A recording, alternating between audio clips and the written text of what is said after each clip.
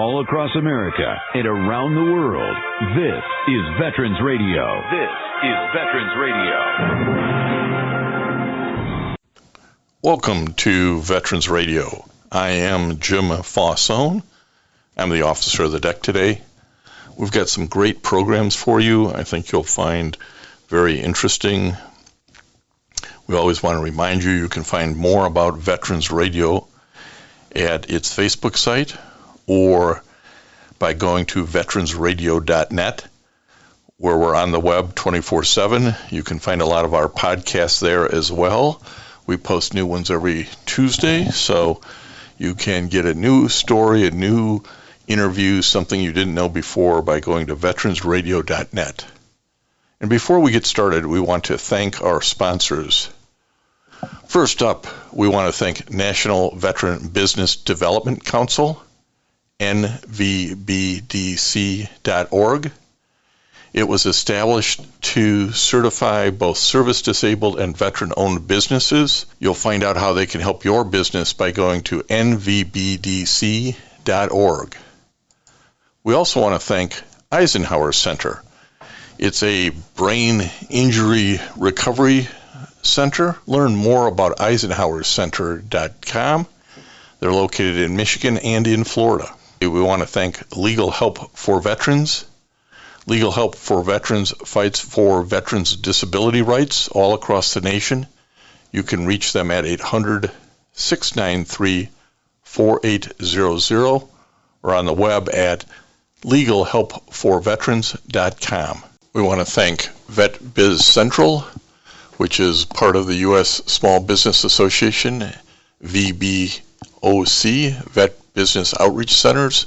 Vet Biz Central covers Michigan, Indiana, and Ohio, and can be reached at vetbizcentral.org. Let's move on to our programs. We want to welcome to Veterans Radio today Joseph Tachovsky. Joe is a author, but more importantly, he wrote about his dad in World War II in a book that tells us a lot about what was going on in the Pacific in World War II. Joseph, welcome to Veterans Radio. Well, thank you, Jim. So the book 40 Thieves on Saipan is sort of a little bit of family story, a little bit about the, more about the Marine family, and a little bit about what's going on in the Pacific in World War II. Why don't you give a sketch of it for our audience? Well, the Battle of Saipan was sort of a bold move in the Pacific at that time. It was 1,000 miles ahead of islands that had already been conquered, and was a very risky business because it was so far away from Allied installations. But it was very necessary for a multiple of reasons, to sever the Japanese line of communications between the homeland and bases farther to the west, and also to gain possession of two of the finest airfields in the Pacific, the Islito airfield on Saipan, and then the Ushi Airdrome, which was on the adjacent island of Tinian. And the acquisitions of those airports would put Tokyo finally in reach, because the Ushi Airdrome was long enough to accommodate the super fortresses, the B-29s, so they could actually make the flight to Japan in a much safer way without running out of fuel. And for those who are now thinking, well, I've heard maybe of the King of Saipan, but the play about or the movie, but I don't know where it is. Saipan's in the middle of sort of the Pacific, not close to anywhere. It's 1,200 miles from the Philippines. It's 3,700 miles from Hawaii. It's 1,500 miles from Japan. Its closest neighbor is Guam, I suppose, and it's part of the Mariana Island chain, isn't it? Correct.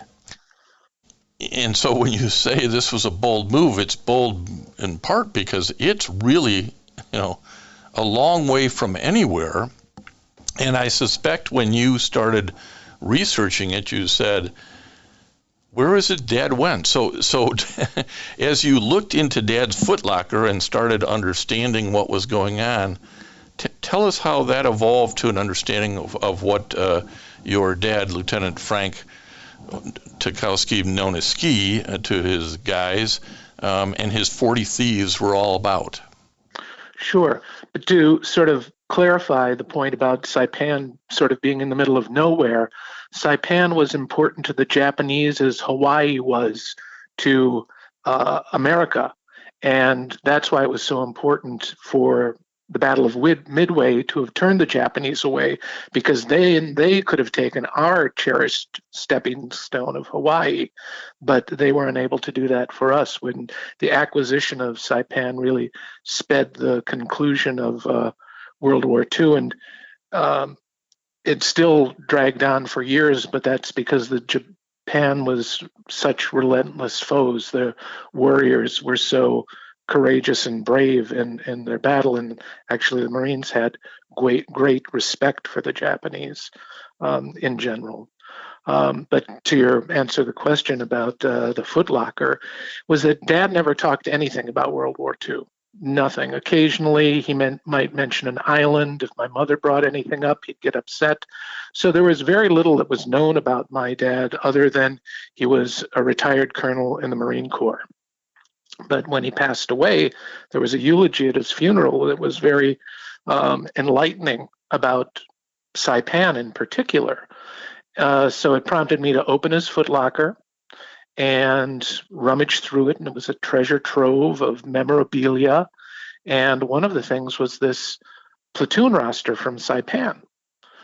And one of the names on it was very familiar, this guy Knuppel. And Knuppel was a friend that my dad would see every time he'd winter in Arizona. But every time Bill would try to bring up the war to Dad, and if I was in earshot, my dad would just say, "Those days are over," and Bill would kind of tacitly comply. I thought it was kind of odd at the time, but then on the platoon roster, I noticed that he was sergeant to my father's lieutenant. And it then struck me as very odd that even in their 80s, they had this tacit relationship of sergeant to lieutenant. And that's why Bill complied. But so after talking to Bill, who, unlike my dad, didn't hide the fact of he fought in the Pacific. He was very willing to talk about the men with whom he served, and Don Evans and Martin Dyer and the push into the valley and the pig roast and all of these other things that the platoon participated in.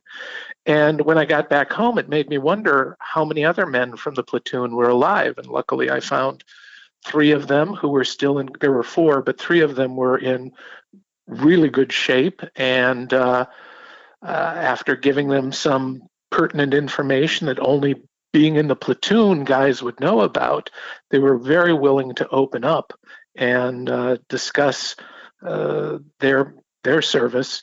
And I really learned more about my father through these men that he led on Saipan. And this was, as I say, this was sort of a family story, but a Marine story, because on Saipan, I think I read somewhere something like 8,000 Marines hit the beaches in Saipan to try to take this island, which was so important because of the airfield, but it also had civilians, and you had to get in behind enemy lines a little bit here, and that's where your dad's unit, this Marine Scout Sniper, really got involved. Tell us a little bit about that. Correct. This was, as opposed to prior islands, where they were just retaking old ground that were basically Japanese military bases, Saipan was known as Hirohito's treasure. It had been a part of the Japanese homeland for decades. And there were Japanese there and also a native population that had grown to assimilate to the Japanese culture.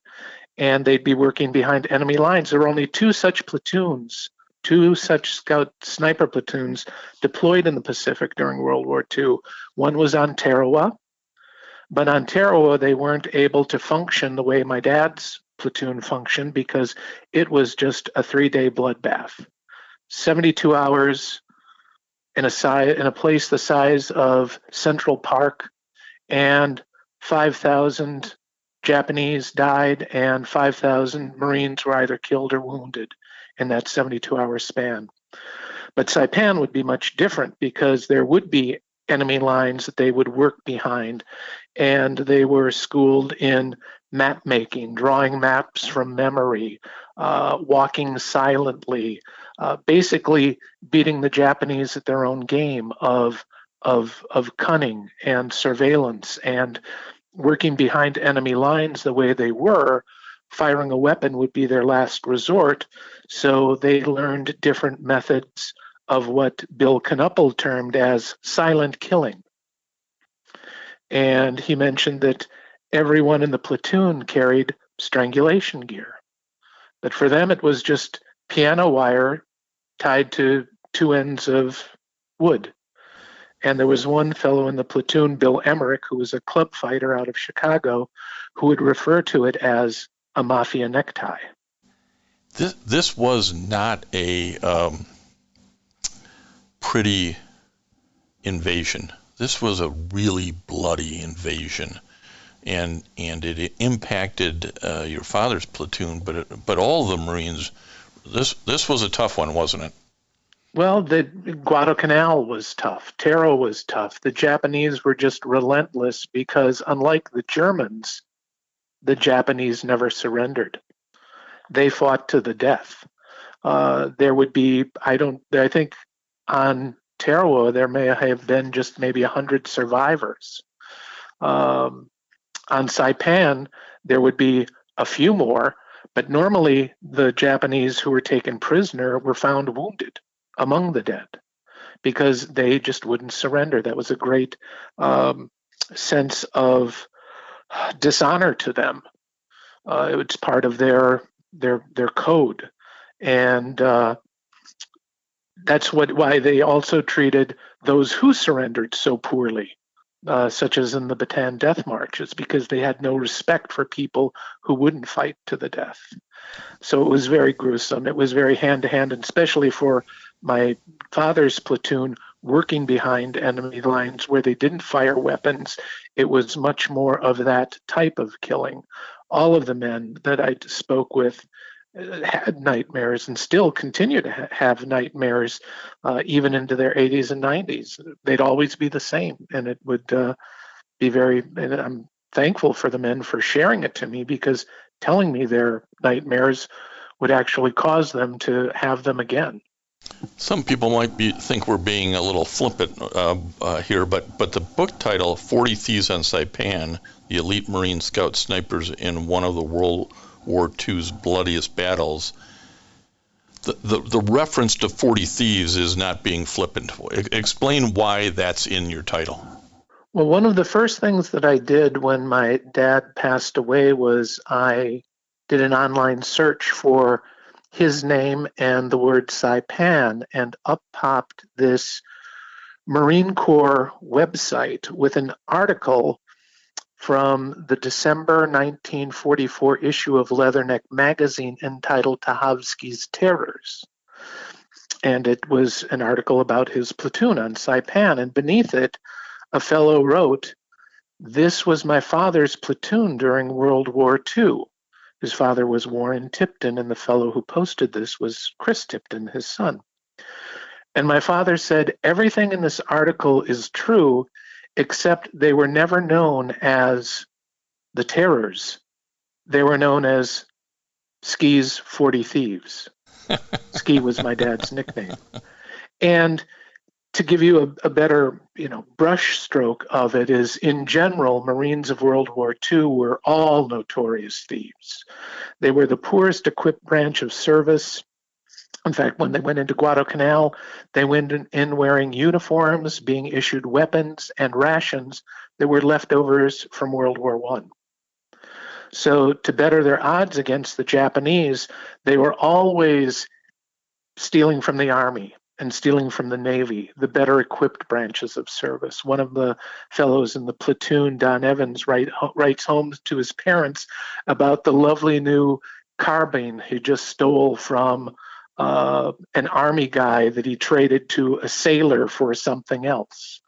But obviously, my father's platoon really excelled at the craft of thievery, that the Marines in the 6th Regiment referred to them as the 40 Thieves. Well, if you're going to do something, do it right? Oh, yeah.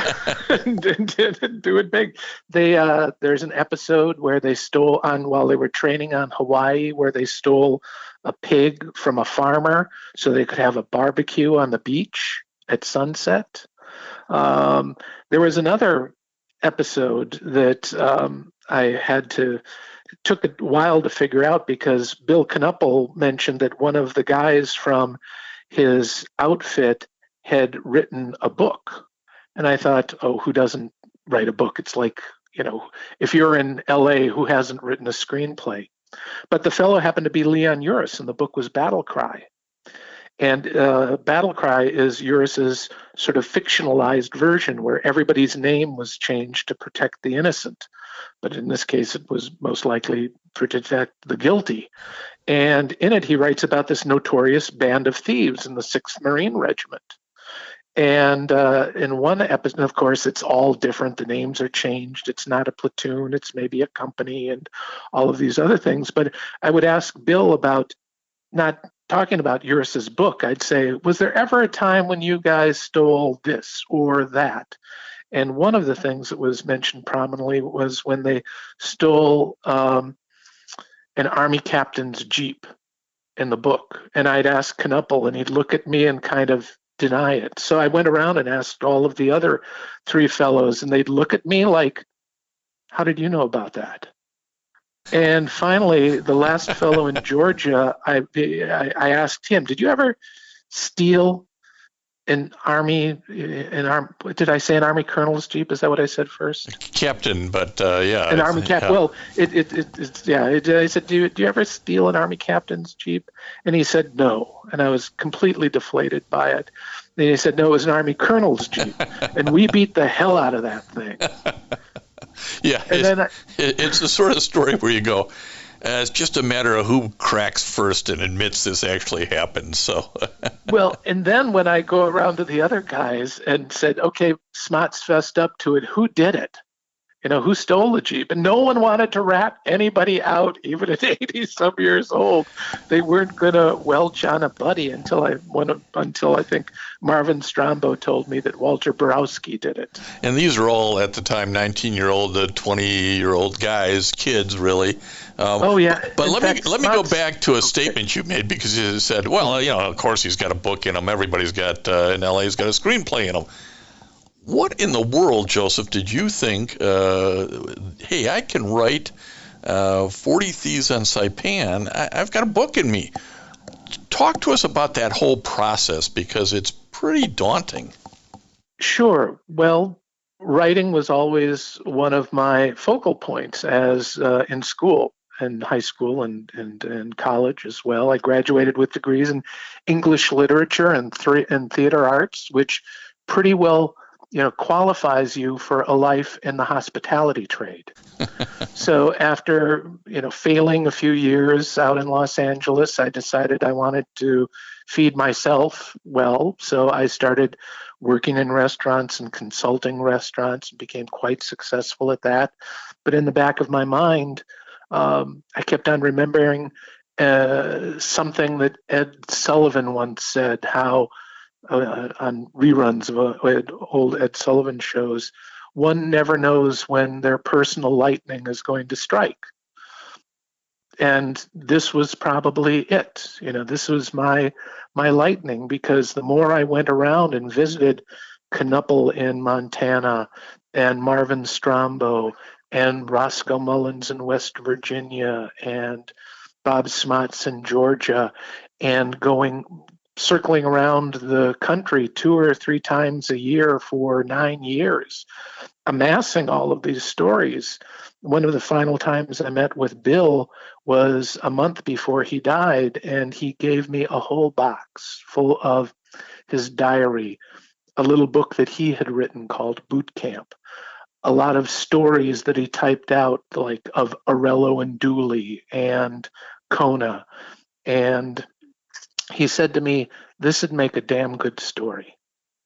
In that, I wanted to get that across to folks, because as you sort of slid right by, this was a 9-year process, and the amount of source material you had to develop and or find is really pretty. It's a stack, isn't it? Well, it also led to the National Archives, where I was able to acquire Colonel Risley's daily journal on Saipan, and Colonel Risley was the commander of the 6th Marine Regiment, and the Scout Sniper Platoon dealt directly with him. They were very unique in that they weren't attached to any company or battalion. They were attached to the regimental command post. So he was very intimate in his working with the Scout Snipers. So they're mentioned very prominently in his daily journal. In fact, there was a little article that I found that my dad had saved from some fellow. His name was Albert Howsky, and he's retelling his story about landing on Saipan when he hears this man yelling out for "Ski" in a foxhole. And Ski was my dad's nickname. He was always known as Ski. It was because our last name is too wieldy for anybody to pronounce. And anybody in the Marine Corps either were known by their last names or a nickname. And my dad was Ski. So he hears this guy yelling out for Ski, and Albert Howsky, his nickname is also Ski, jumps into the foxhole. And this guy he says, the man in the foxhole says, "Who in the hell are you?" He goes, "I'm Ski." And the man in the foxhole was Colonel Risley. And he said, "You're not Ski. I want the leader of my Scout Snipers. He's Ski." Well, this kid goes, "No, I'm Ski, Albert Howsky first." And he goes, "No, well, then you're Ski too. I want Ski 1. And he keeps on hollering out for Ski until he jumps into the foxhole. So that's a little episode that I learned from just this clipping that Dad saved, as well as, converting all of their memories and remembrances, trying to be as faithful to their words and their memories as possible, because the last thing I wanted to do is make stuff up.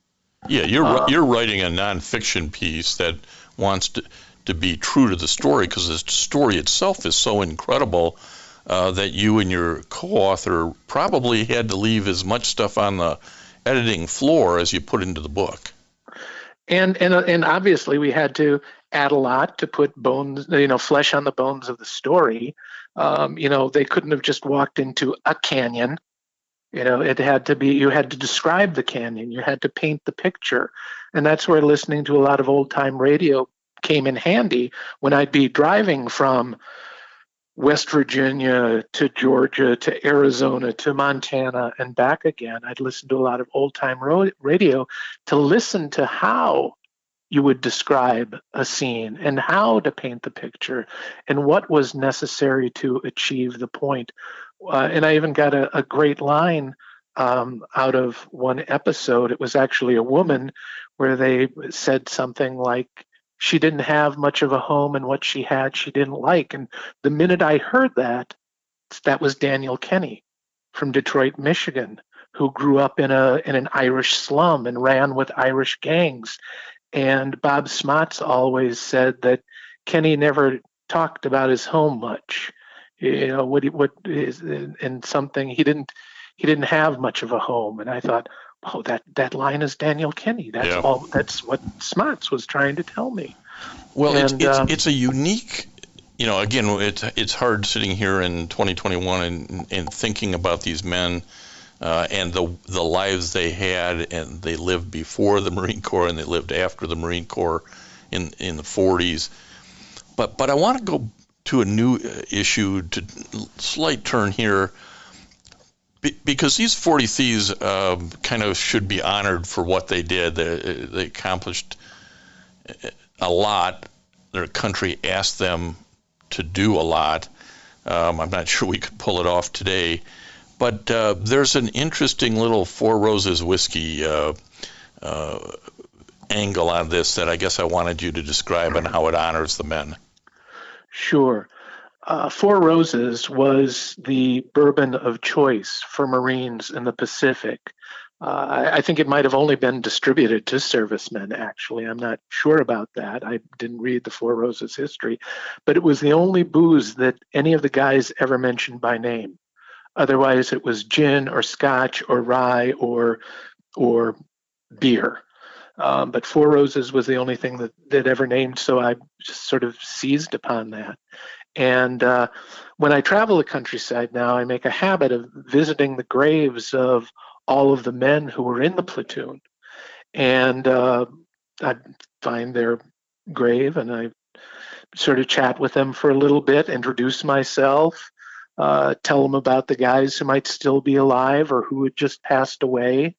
And then I pour a little Four Roses on their grave and leave a little sprig of rosemary for remembrance. In that pouring out of an adult beverage has a long history in the military for those we've lost, and so it's a great tradition. And yeah, Four Roses bourbon does have this unique history back in the 40s. It's really one of the oldest bourbons in the United States, as I understand it from looking at their website, and was pulled from the shelves in the United States during that period of time to be distributed overseas, and was very popular, I guess, in the Pacific region. So that's a great little thing to keep going and kind of honor and remember these men, I think.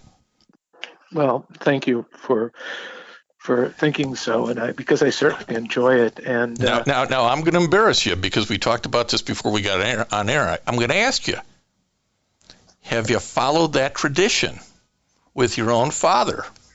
No, I haven't. In fact, I confess that much to you, and the minute I get back home, that's going to be the first thing that I do.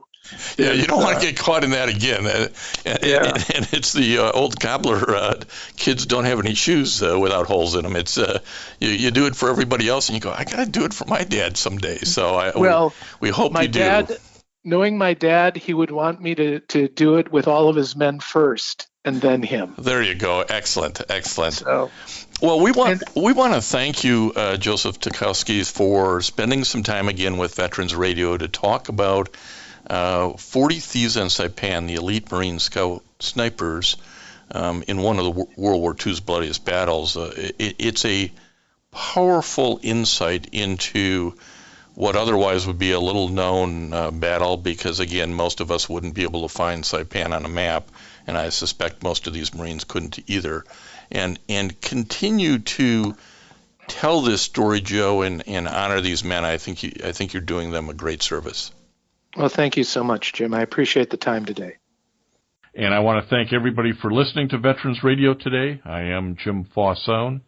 It's been a pleasure to be your host. I'm a veterans disability lawyer at Legal Help for Veterans, and you can reach us at 800-693-4800 or legalhelpforveterans.com on the web. You can follow Veterans Radio on Facebook and listen to its podcasts and internet radio shows by going to veteransradio.net. And until next time, you are dismissed. If you have a VA claim denied by the Board of Veterans' Appeals, contact Legal Help for Veterans at 1-800-693-4800. They're experts in handling cases before the U.S. Court of Appeals for Veterans Claims. Their number again, 1-800-693-4800. We again want to thank our national sponsors, the National Veterans Business Development Council, NVBDC.org, the U.S. Small Business Administration Veterans Business Outreach Center, Eisenhower Center, VA Ann Arbor Health Care System, the Vietnam Veterans of America Charles S. Kettles Chapter, Ann Arbor, Michigan, VFW Graf O'Hara Post 423 in Ann Arbor, and the American Legion Presscorn Post 46, also in Ann Arbor. They keep us on the air, as does your support. Go to Facebook, go to veteransradio.net, and support our efforts. And until next time, you are dismissed. Judy was boring. Hello. Then Judy discovered ChumbaCasino.com. It's my little escape. Now Judy's the life of the party. Oh, baby, mama's bringing home the bacon. Whoa, Take it easy, Judy. The Chumba life is for everybody. So go to ChumbaCasino.com and play over 100 casino-style games. Join today and play for free for your chance to redeem some serious prizes. ChumbaCasino.com. No purchase necessary. Void where prohibited by law. 18 plus terms and conditions apply. See website for details.